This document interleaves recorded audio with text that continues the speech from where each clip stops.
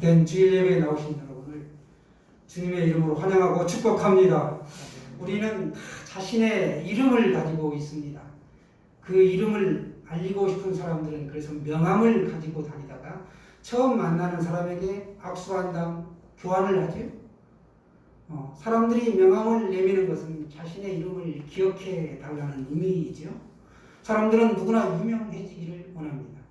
지금은 사람들이 되게 아파트에 거주를 하니까 예전처럼 단독주택에 거주하시는 분들이 자기가 호주가 되었을 때 명패에 크게 자기 이름을 한자로 써서 이렇게 다는 것을 종종 우리가 볼 수 있습니다. 어떤 사람들은 처음으로 주택을 구입하고 나서 밤잠을 못 여길 정도로 그 문패를 보면서 좋았다고 이렇게 고백하고 있습니다.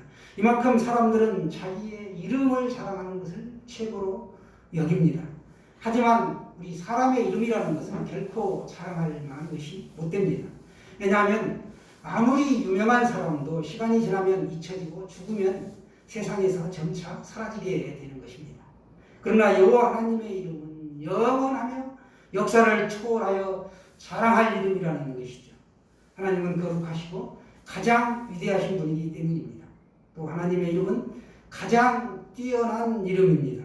우리는 하나님의 이름을 기억하고 사람들에게 그 이름을 알려주어야 합니다. 하나님은 우리와 영원한 언약을 세우셨고 우리에게 그 언약을 지키라고 명령하셨습니다. 여호와 하나님은 그 언약을 지키는 자에게 복을 베풀어 주시는 분이십니다. 엄밀히 말하자면 하나님의 이름은 본래 없습니다. 영어 성경에는 I am that I am. 나는 나다. 나는 스스로 있는 자다. 라고 말씀하고 있습니다. 규정 짓지 말라고 하는 것이고 단정 짓지 말라는 것입니다. 구약 성경은 하나님의 이름을 여호와라고 불렀습니다. 여호와라는 이름은 한국어 성경의 이름이지만 원래 히브리어 성경에는 네 글자 야훼로 되어 있습니다. 로마자로 풀이하면 YHWH. 이 네 글자의 거룩한 이름을 사성사자라고 했습니다. 히브리어 성경은 몸이 없고 자음만 있습니다. 하나님의 이름을 우리가 그들이 함부로 부를 수 없기 때문에 주님, 즉 아도나이라고 읽었습니다. 여기에 모음을 첨가해서 있다 보니까 여호와가 된 것입니다. 고로 우리가 하나님의 이름을 정확히 부르기라는 것은 매우 어렵습니다.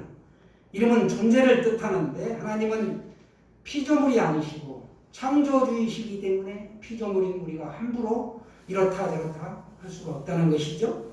그럼에도 불구하고 하나님의 이름을 아는 것은 매우 중요하다라고 말씀드릴 수 있습니다. 하나님의 이름을 올바로 알아야 우리가 바로 섬길 수 있기 때문이죠. 만약 우리가 하나님을 믿는다고 하면서 엉뚱한 이름으로 부르거나 그 이름을 잘못 부르거나 하나님의 이름을 오용하는 경우에는 10계명 중에 제3계명을 우리가 범하는 죄를 범하게 됩니다. 제3계명 우리가 한번 볼까요? 출애굽기 20장 7절의 말씀입니다. 자막으로 보도록 합니다. 20장 7절 말씀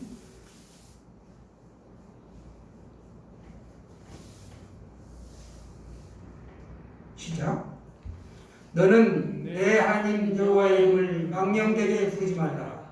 여호와는 그의 이름을 망령되게 부르는 자를 죄 없다 하지 아니하리라. 여호와의 이름을 망령되게 부르지 말라. 이게 제3계명인데요.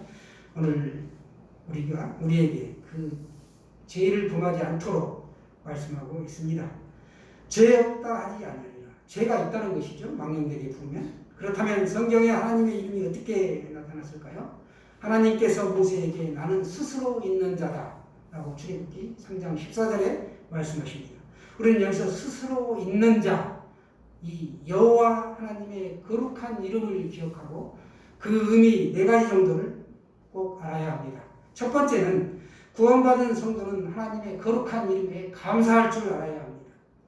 다윗은 시편 30편 4절에서 주의 성도들아 여호와를 찬송하며 그의 거룩함을 기억하며 감사하라 했습니다. 다윗은 남달리 어려운 환경에서 살았습니다. 그는 2세 막내 아들로 태어나 위로 7 형들이 있었는데 그 형들에게 늘 눌려 살았습니다. 어려서부터 빈들에서 홀로 양을 치며 외로운 목동 생활을 하였습니다. 그가 어린 나이로 블레셋의 골리앗을 물맷돌로 이긴 후에도 백성들에게 잠시 환호를 받지만 사울 왕에게 그만 미움을 받아 오랫동안 피난 생활을 해야 했고 우여곡절 끝에 유대의 왕이 되었지만 아들 압살롬의 반역으로 또다시 피난길을 떠나야 했습니다. 그는 또 밧세바와 간음죄를 지었고 죄가 드러날까봐 그녀의 남편이자 충직한 신하 우리아를 죽이도록 교사하는 살인죄를 범했습니다. 그런 그였지만 나단 선지자의 책망을 듣고 심상이 뜨기까지 눈물로 회개하였습니다.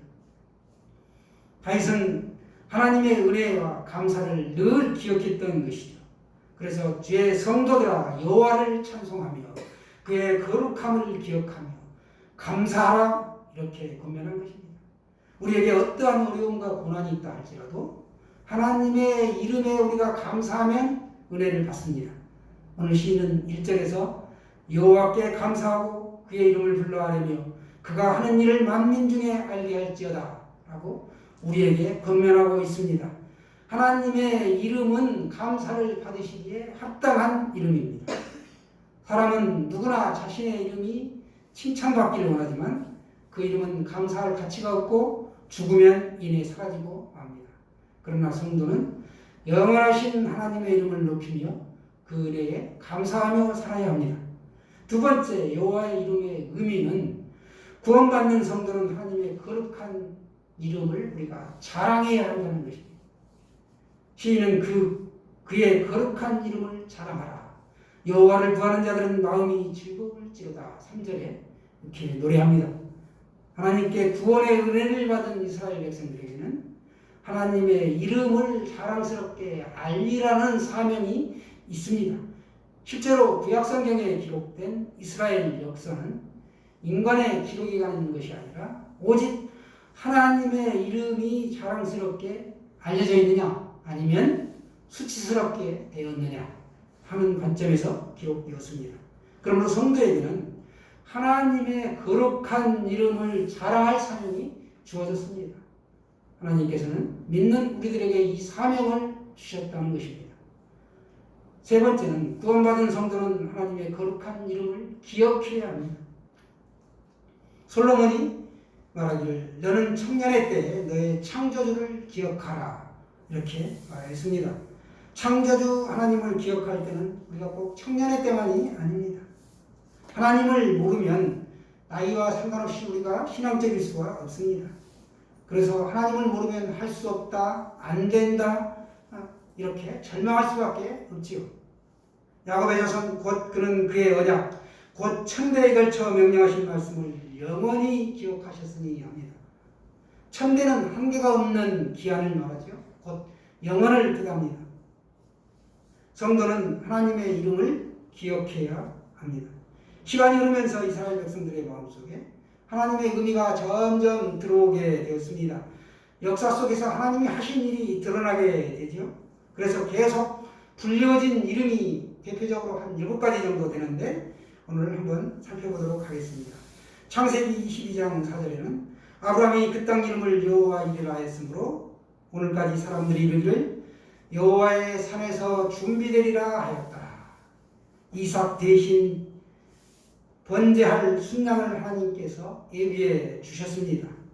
즉 여호와 이레로 준비하신 하나님, 이 하나님이시죠. 하나님의 이름입니다. 하나님은 우리를 위해 준비하셨다가 가장 좋은 때에 주시는 분이십니다. 믿습니까? 두 번째 하나님의 이름은 출애굽기 15장 26절에 여호와 라파 치료의 하나님으로 나타납니다. 그 이름을 믿고 의지하는 자는 이전보다 더 강건해질 수 있다는 것이죠. 치료를 해주십니다. 영혼을 치료해 주시고 우리의 육체를 치료해 주시고 생활 가운데 우리를 치료해 주십니다. 세 번째는 출애굽기 17장 15절에 하나님은 여호와 니시 승리의 하나님으로 기록되어 있습니다. 니시 깃발을 뜻하는데요. 승리의 하나님, 여호와 니시의 하나님이 되겠습니다. 네 번째는 사사기 6장 24절에 여호와 샬롬 평강의 하나님으로 나타납니다. 또 에레미야 23장 6절에는 여호와 띠르케노, 여호와 우리의 공의가 되시는 하나님, 공의의 하나님을 말씀하고 있습니다. 하나님께서는 아무 조건 없이 우리를 의롭다라고 인치셨습니다. 우리는 아담과 하와가 범죄함으로 다 죄인인 것이죠. 우리가 행한 것 저나 여러분이나 모두 죄밖에 없습니다. 그러나 우리 하나님은 아들 독생자 예수 그리스도를 이 땅에 보내주시고 십자가에 달려 죽게 하심으로 그 피 공로로 그 앞에 나오는 자마다 죄인을 의인이 되게 만드셨습니다. 여섯 번째 하나님의 이름은 에스겔서 48장 35절에 여호와 삼마 하나님으로 나타납니다. 여호와께서 거기 계시다라는 뜻이 삼마인데 우리와 임마누엘로 함께 하시는 하나님, 이게 바로 여호와 삼마의 하나님이십니다. 하나님의 영, 예수님의 영, 성령이 우리 성령을 우리 가운데 보내주셔서 고아처럼 우리를 버려두지 아니하셨습니다. 지금도 우리 하나님이 우리 예수님이 성령을 통해 우리와 함께 하시고 동행해 주시며 우리의 필요를 공급하여 주십니다. 또 시편 23편 1절에는 여호와 라하라고 표기는 안 되어 있지만 나의 목자라고 표기가 되어 있습니다. 여호와 라하 하나님, 우리의 삶을 주관하여 주시고 목자가 되어 우리를 인도해 주시는 하나님, 여호와 라하의 하나님, 나의 목자가 되시는 하나님이 되겠습니다. 하나님의 중요한 이름을 지금까지 7가지 정도 살펴보았는데 우리가 꼭 기억해야 할 이름들이죠. 여호와 이레, 준비하시는 하나님, 여호와 라파, 치료의 하나님, 여호와 니시, 승리의 하나님, 여호와 샬롬, 평강의 하나님, 그리고 발음이 좀 어렵지만 여호와 찌드케뉴, 공의의 하나님, 여호와 삼마, 임마누엘로 함께 하시는 하나님, 여호와 라하, 나의 목자가 되시는 하나님, 이 7가지 이름이 우리의 삶을 통해서도 드러나기를 원합니다. 이처럼 이스라엘 백성들에게 구체적으로 역사하셨던 분이 하나님이라는 것이죠. 지금도 예수님께 기도할 때 성령님을 통하여 역사하시는 분이 하나님이십니다. 우리의 믿음이 흔들리고 앞을 제대로 볼 수 없을 때, 어디로 가야 할지 모를 때, 그때 우리가 하나님의 이름을 기억하고 이름을 붙잡아야 한다는 것이죠. 하나님은 모든 사람을 사랑하시지만 하나님의 이름을 기억하고 기도하는 성도를 더 강하게 붙잡아 주십니다. 하나님은 우리에게 감당할 만한 믿음을 주시고 하나님의 이름을 기억하는 성도들을 승리할 수 있도록 끝까지 인도해 주십니다. 그리스도인 하게 되면 그리스도처럼 살기를 원하는 사람들이고 그렇게 살려고 노력하는 사람들을 우리는 그리스도인이다라고 말하고 있습니다. 세상에는 그리스도인이 이름값을 못한다라는 이야기가 떠돌고 있습니다. 한국 교회가 10만이다, 12만이다, 7만이다 뭐 이렇게 얘기하고 있는데 우리나라 교도소에 죄수들의 수감되어 있는 죄수들 가운데 3분의 1이 크리스찬이라는 것이죠. 그리스도인이지만 하나님의 이름을 욕되게 하고 있습니다. 물론 다 이유가 있겠죠. 인간은 원래 자신의 이름 내기를 좋아했습니다. 그 대표적인 사건이 바벨탑 사건이죠. 하나님이 인간을 만드신 것은 하나님의 이름을 높이고 하나님이 이름이 거룩히 여김을 받기 위함인데 인간은 스스로 이름을 내고자 하면서 바벨탑을 쌓았습니다. 지금도 마찬가지죠.